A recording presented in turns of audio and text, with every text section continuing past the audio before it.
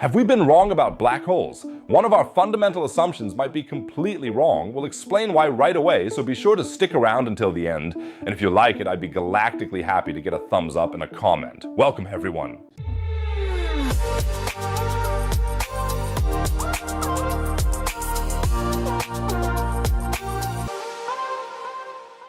Black holes exist not only in the budgets of many countries, but also in space. These mysterious objects in the universe usually form when massive stars collapse at the end of their life cycles and reach an extremely high density. Gravity then becomes so strong within a certain region that even light cannot escape, meaning they no longer emit any visible light to an observer in space, hence the name black hole. There are also supermassive black holes with several million and sometimes billions of solar masses located at the centers of galaxies.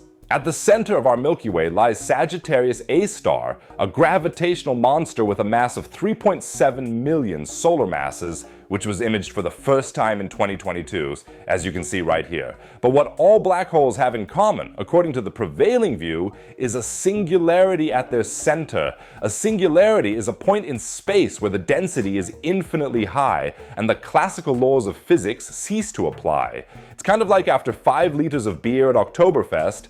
There too, the density is infinitely high and physics no longer works properly. In the case of black holes, it is assumed that there is a singularity at the center, surrounded by an event horizon, the boundary beyond which nothing can escape the black hole. The existence of singularities in black holes was first theoretically established by the work of Stephen Hawking and Roger Penrose in the 1960s and 1970s.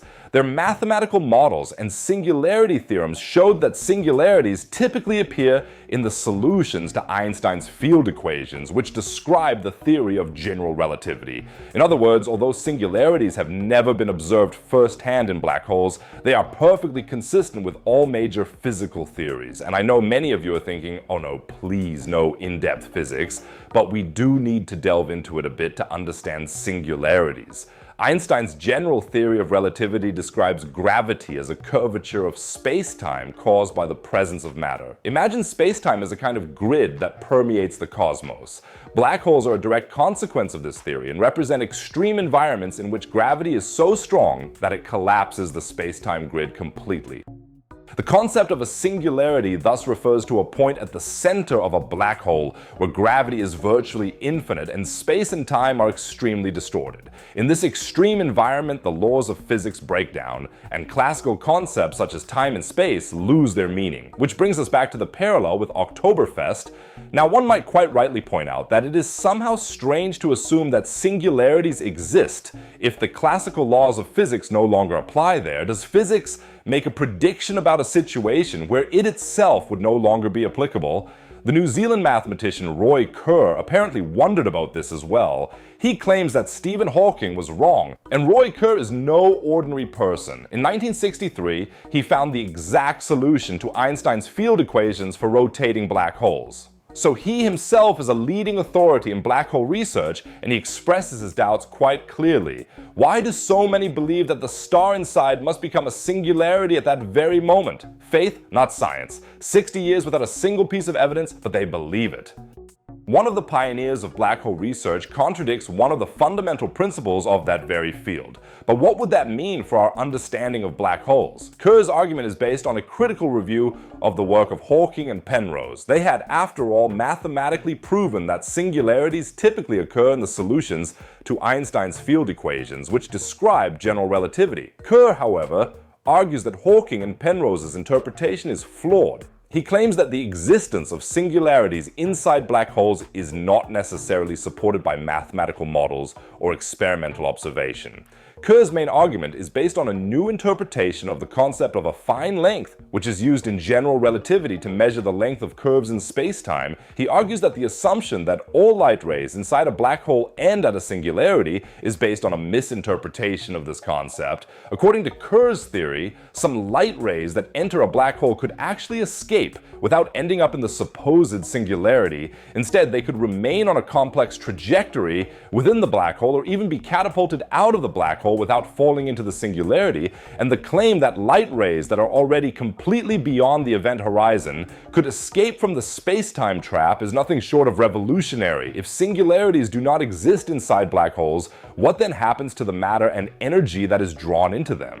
What implications would this have for our understanding of physics and the universe as a whole?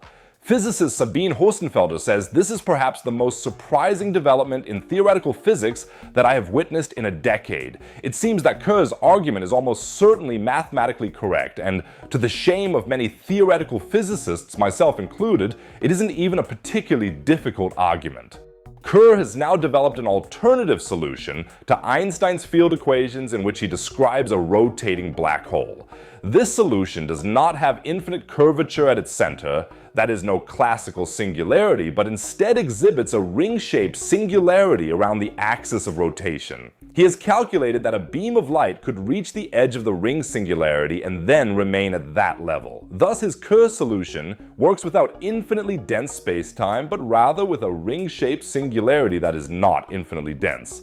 However, not everyone is convinced by Kerr's equation. Even if Kerr's scenario were correct, it would not rule out the possibility that a classical singularity also exists beyond the ring singularity. Physicist Domenico Giolini writes, Kerr failed to take into account that the spacetime he chose is extendable. If one extends the Kerr spacetime to its maximum, his supposed counterexample falls apart. The world line of the light beam can continue its path through the ring.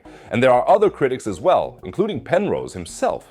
That's highly misleading. I mean, a null geodesic, if its affine parameter stops, it stops.